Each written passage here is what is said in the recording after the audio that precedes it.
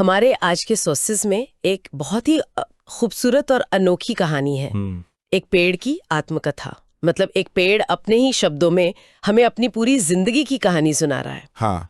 आज हम इसी कहानी को दो अलग अलग चश्मों से देखने की कोशिश करेंगे। बिल्कुल। एक नजर होगी वैज्ञानिक, जो ये देखेगी कि एक पेड़ हमारे इकोसिस्टम के लिए क्या करता है, और दूसरी एक भावनात्मक नजर, जो समझेगी कि वो हमारी जिंदगी का इतना अहम हिस्सा कैसे बन जाता है। और मजे की बात यह है कि कहानी के आखिर में ये दोनों नजरें एक ही जगह आकर मिलती हैं। अच्छा। हाँ, कहानी का जो सेंट्रल मैसेज है कि पेड़ों को परिवार की तरह क्यों मानना चाहिए, वो असल में इन दोनों पहलुओं को जोड़ता है। चलिए, तो इसे यहीं से शुरू करते हैं।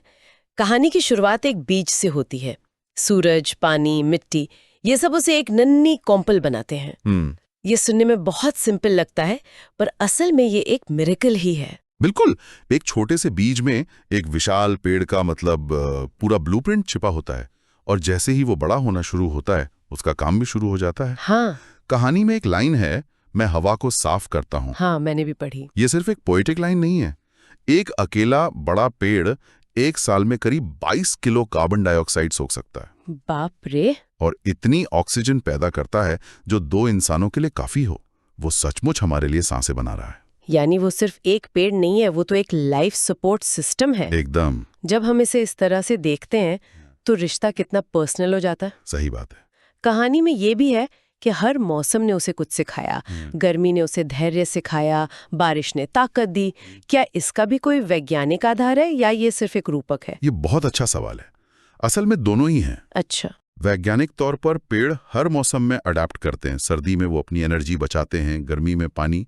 ये उनका सर्वाइवल मैकेनिज्म है। लेकिन यही अडेप्टेशन उन्हें लचीला और मजबूत बनाता है, जो कि धैर्य और ताकत जैसे मानवीय गुण ही तो हैं। मतलब सर्वाइवेबिलिटी और कैरेक्टर बिल्डिंग एक ही चीज है? बिल्कुल, एक ही सिक्के के दो पहलू हैं। और शायद इसी मजबूती की वजह से वो हमारे जीवन का एक मूक गवाह बन जाता है। कहानी का वो हिस्सा मुझे बहुत टच कर गया। कौन सा? जहाँ पेड़ बताता है कि कैसे बच्चे उसकी छांव में खेलते थे और पक्षी उसकी डालियों पर घोंसले बनाते थे। वो सिर्फ एक पेड़ नहीं था, वो एक कम्युनिटी सेंटर बन गया था। और ये साइंटिफिकली भी प्रूवन है। शहरों में जिन इलाकों में पेड़ पौधे ज्यादा होते हैं, वहां ना सिर्फ तापमान कम रहता है, बल्कि रिसर्च बताती है कि लोगों का मेंटल हेल्थ भी बेहतर होता है। अच्छा। क्राइम रेट्स तक कम पाए गए हैं। तो पेड़ का वो सुकून देना सिर्फ एक भावना नहीं है, उसका एक मेजरेबल साइंटिफिक इम्पैक्ट भी है। वो सचमुच एक कम्युनिटी को पालता है। लेकिन कहानी में एक मोड़ आता है जब वो अपने साथी पेड़ों को कटते हुए देखता है।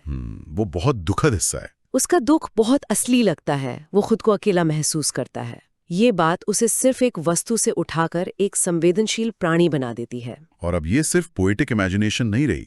नई रिसर्च बताती है कि पेड़ जड़ों के नेटवर्क के जरिए आपस में कम्युनिकेट करते हैं। सच में? हाँ, वो पोषक तत्व शेयर करते हैं, एक दूसरे को खतरों के बारे में सिग्नल भेजते हैं। इसे वुड वाइड वेब भी कहते हैं।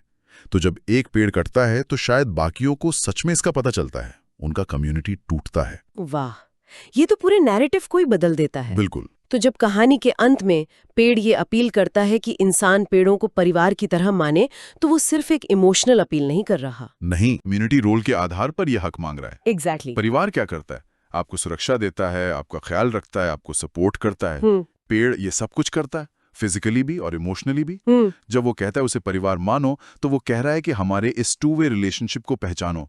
ये कोई चैरिटी नहीं है, ये एक पार्टनरशिप है। तो इसका मतलब सिर्फ नए पेड़ लगाना ही काफी नहीं है। नहीं, इसका मतलब है उनके कटने पर उस दुख को महसूस करना जो हम किसी अपने को खोने पर करते हैं, उस कनेक्शन को एक्नॉलेज करना।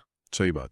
परिवार का मतलब सिर्फ देखभाल करना नहीं, बल्कि एक गहरा जुड़ाव महसूस करना भी है। तो ये आत्मकथा सिर्फ एक पेड़ की कहानी नहीं है, बल्कि हमारे और प्रकृति के रिश्ते को फिर से डिफाइन करने की एक दावत है।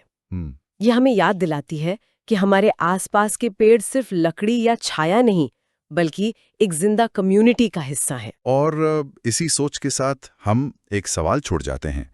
अगर पेड़ वाकई एक दूसरे से जुड़े हैं, एक समाज की तरह कम्युनिकेट करते हैं, तो जब हम एक जंगल काटते हैं तो क्या हम सिर्फ पेड़ काट रहे हैं, या एक पूरी साइलेंट कम्युनिटी का, उनके रिश्तों का और उनकी सदियों की यादों का कत्ल कर रहे हैं?